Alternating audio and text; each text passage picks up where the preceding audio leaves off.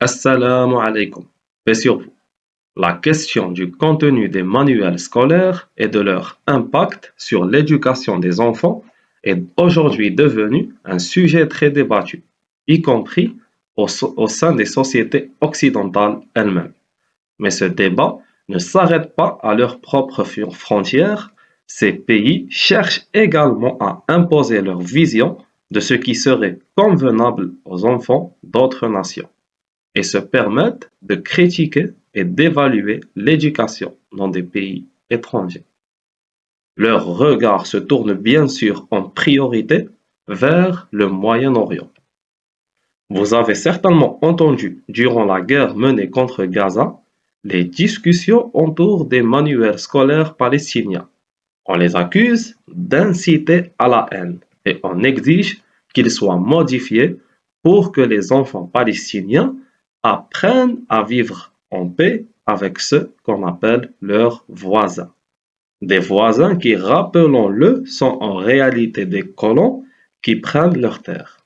Vous aurez certainement remarqué qu'ils parlent sans cesse des manuels palestiniens, jamais de ceux de l'autre camp. En réalité, ce débat n'a pas pour seul objectif les Palestiniens. Il s'inscrit dans un projet plus large, modeler l'éducation de tout le Moyen-Orient et du monde musulman selon les normes que l'Occident juge acceptables. Revenons maintenant à notre sujet. Qu'en est-il des manuels scolaires sionistes qu'enseigne l'entité à ses propres enfants? Benjamin Netanyahou cite fréquemment des passages de la Bible hébraïque, le Tanakh, lorsqu'il parle de la guerre à Gaza, comme nous l'avons analysé dans de précédentes vidéos. Il utilise ces textes pour justifier ou donner un sens au génocide. Cela souligne l'importance d'aborder la question de la falsification de la Torah, l'une des causes majeures de la crise profonde qui touche la manière dont les sionistes religieux se perçoivent eux-mêmes et perçoivent le reste du monde. Et il suffit d'observer le comportement de ceux qui ont été élevés sur cette Torah falsifiée pour comprendre son impact durant la guerre contre Gaza. Netanyahou, à plusieurs reprises, s'est appuyé sur l'image du prophète David, l'un des plus nobles serviteurs de Dieu.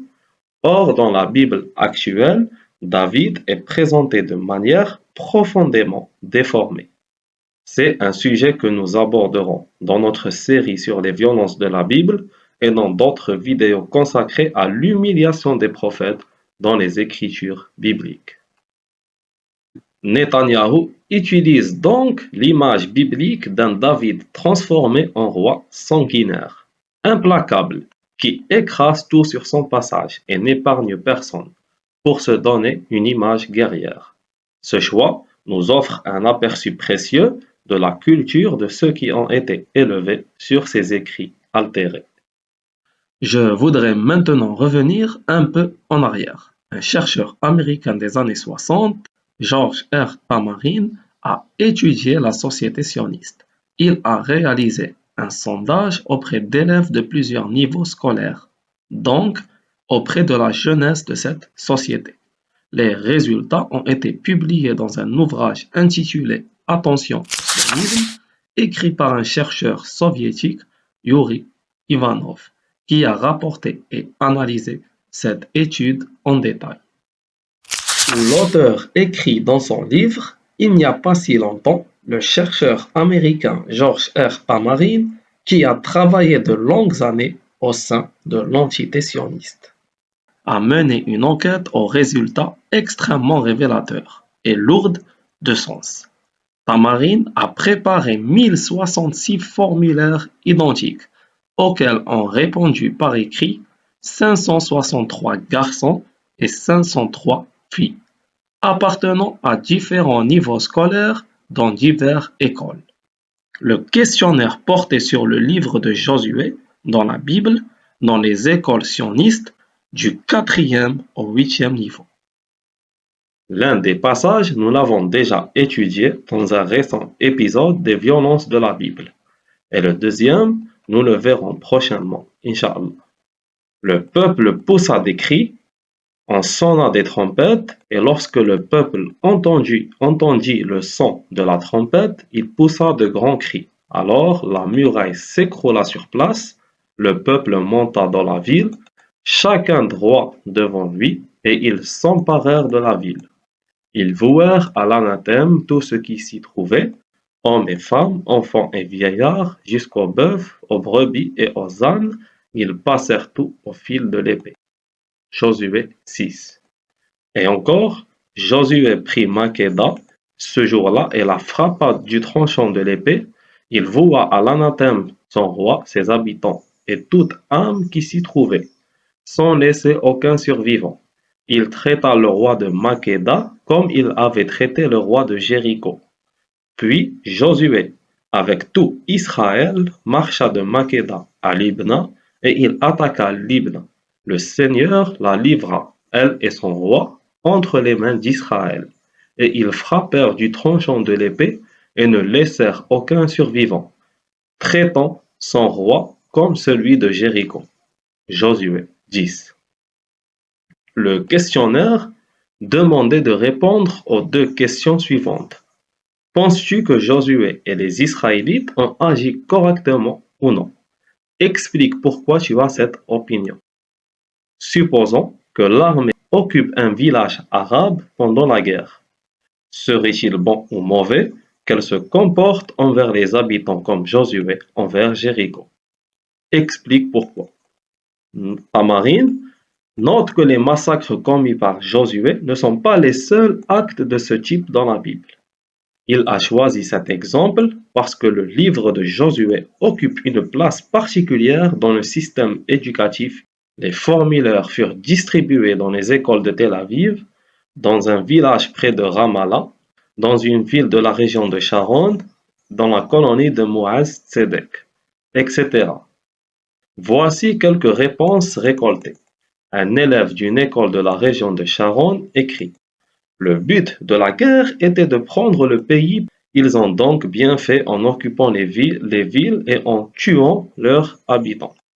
Il n'est pas souhaitable qu'il y ait un élément étranger. Des gens de religions différentes pourraient exercer une influence dont nous n'avons pas besoin. Une élève de la colonie de Tzedek écrit: Josué a bien agi en tuant tous les habitants de Jéricho, car il devait conquérir tout le pays et n'avait pas de temps à perdre avec les prisonniers. Les réponses de ce type représentaient entre 66 et 90% selon l'école, la colonie ou la ville. À la question: peut-on à notre époque éliminer tous les habitants d'un village arabe occupé? 30% des élèves répondirent catégoriquement oui. Voici quelques remarques des élèves. Un élève écrit: je pense que tout s'est passé comme il fallait. Nous voulons vaincre nos ennemis et élargir nos frontières. Nous avons aussi tué des Arabes comme Josué et les Israélites. Un élève de 7e. Un autre en 8e classe écrit: à mon avis, notre armée doit agir dans un village arabe comme Josué, car les Arabes sont nos ennemis. Même prisonniers, ils chercheraient un moyen de tuer leurs gardiens. Ce ne sont là que quelques fruits visibles de l'éducation sioniste. Ils ne sont pas apparus spontanément, ils ont mûri sur l'arbre authentique de l'idéologie sioniste, dont les racines sont profondément ancrées. Idéologie que ce chapitre se consacre à étudier. Passons maintenant à l'année 2025 avec un dossier publié par Al-Quds Al-Arabiya s'appuyant sur un ouvrage du docteur Johnny Mansour intitulé La religiosité dans les programmes et manuels scolaires au sein de l'entité sioniste. Dans ce livre, le chercheur palestinien de Haïfa analyse en profondeur la pénétration de l'idéologie religieuse et nationaliste dans les programmes scolaires sionistes, non seulement dans l'enseignement religieux, mais aussi dans les écoles dites laïques. Le docteur Mansour rappelle que le système éducatif sioniste est divisé en plusieurs branches: le système public laïque, le système public religieux, le système privé laïque et le système privé religieux. En ce qui concerne les Palestiniens de 1948, le ministère sioniste applique une politique de fragmentation, refusant de les considérer comme une minorité nationale. Leur système scolaire est divisé en trois catégories distinctes: éducation arabe, éducation druze, éducation bédouine.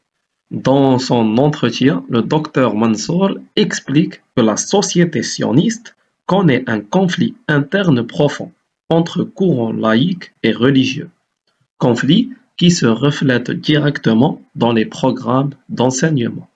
Il rappelle que cette dualité remonte au début du mouvement sioniste, lequel a tenté de fusionner identité religieuse et identité nationale, menant à ce qui appelle un laïcisme incomplet.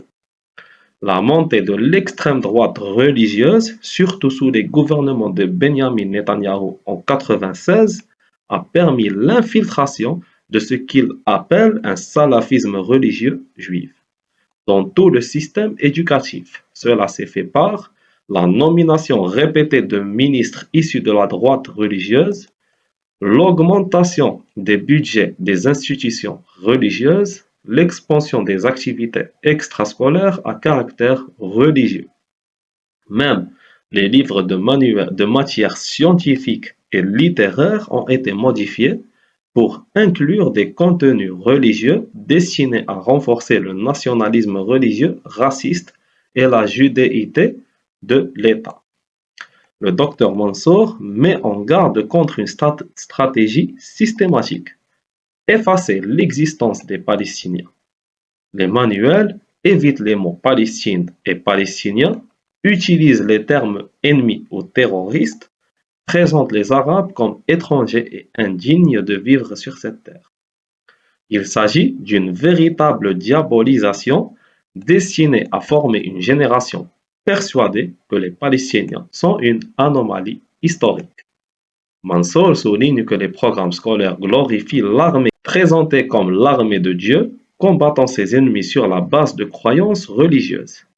Derrière l'image officielle d'une armée laïque, les influences religieuses sont omniprésentes. Ces programmes inculquent également l'idée du peuple élu de Dieu, la croyance que les non-juifs existent pour servir les juifs, une vision raciale et transcendante de la société. Les élèves sont préparés dès le plus jeune âge à intégrer une armée sacralisée et présentée comme garante du destin divin du peuple juif. Le docteur Mansour relève des exemples concrets: récits bibliques dégradant des femmes, stéréotypes présentant les Arabes comme arriérés ou dangereux, lien entre phénomènes naturels et croyances religieuses, absence totale d'explications scientifiques ou historiques favorisant l'esprit critique. Selon lui, tout cela reflète un effondrement profond de la pensée laïque dans l'éducation sioniste. Ceci sans parler des écoles religieuses militaires. Les programmes d'enseignement dans ces écoles permettent aux élèves de suivre un programme religieux intense tout en recevant des formations militaires ou des programmes d'intégration des anciens combattants dans le système éducatif sioniste. La militarisation religieuse de l'éducation sioniste n'est pas le seul problème auquel les Palestiniens font face. L'occupation utilise une autre stratégie de propagande qui ne cible pas uniquement ses propres enfants, mais aussi les enfants palestiniens. Les autorités sionistes ont intensifié leur offensive contre toute forme d'éducation qui ne correspond pas à leur vision idéologique. Le secteur de l'éducation à Jérusalem-Est a particulièrement été affecté, avec la fin du plan quinquennal 2018-2023 et le lancement du plan suivant couvrant 2023-2028. L'un des objectifs principaux du premier plan était d'imposer un programme sioniste à 90% de l'éducation dans cette région. Cependant, malgré les pressions, l'objectif de convertir massivement les élèves palestiniens au système éducatif sioniste n'a pas été atteint. Devant cet échec, les autorités ont réajusté leur stratégie, plutôt que de remplacer complètement le programme palestinien par le programme sioniste, elles ont choisi de dégrader et de déformer le programme palestinien lui-même, jusqu'à ce qu'il devienne presque aussi dangereux que le programme sioniste initial. Ce programme déformé a ensuite été imposé dans les écoles municipales et dans de nombreuses écoles privées de Jérusalem-Est. Alors, qui enseigne réellement la haine à ses enfants? Et quand certains parlent de paix, s'agit-il d'une paix véritable ou est-ce plutôt une soumission totale d'un camp à l'autre? Une paix qui exige que l'un des deux parties oublie son histoire, sa culture et sa terre pour se plier au désir de l'autre.